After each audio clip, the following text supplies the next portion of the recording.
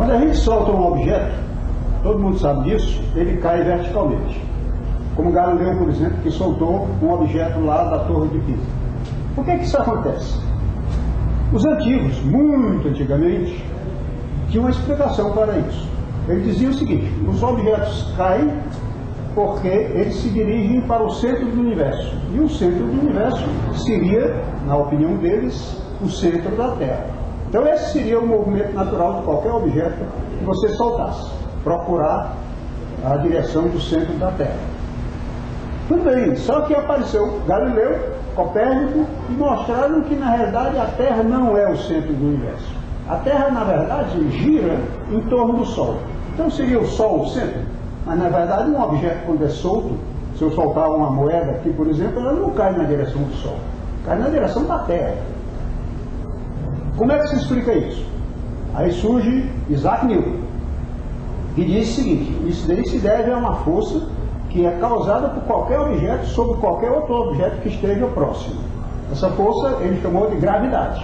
Então a Terra, por exemplo, exerce essa força, a gravidade, e faz com que todos os objetos que estejam próximos caiam na direção do centro dela, da mesma maneira que ela própria também atrai a Lua, é ela que sustenta a Lua em sua órbita. E o Sol faz com que a própria Terra faça uma órbita em torno dele. Todos isso aí são resultados da força chamada a gravidade, conforme Isaac Newton.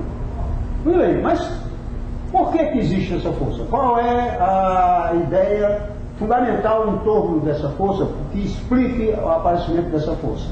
Vem então Albert Einstein e diz o seguinte: na verdade, o que acontece é que qualquer objeto, como o Sol, por exemplo, vai deformar o espaço em torno dele por causa de sua massa. Uma massa deforma o espaço em redor.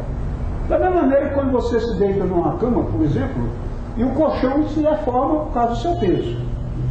E se você colocar, por exemplo, a sua caneta próximo, ela vai rolar porque o colchão está deformado na sua direção. Isso é a mesma coisa que acontece com o Sol deformando o espaço, e qualquer objeto que esteja próximo vai ser desviado por causa da deformação. Inclusive um raio de luz. Um raio de luz passando próximo do Sol vai sofrer um desvio, como foi verificado no famoso eclipse de 1919 lá em Sobral. É só que saiu outra história que depois a gente pode contar.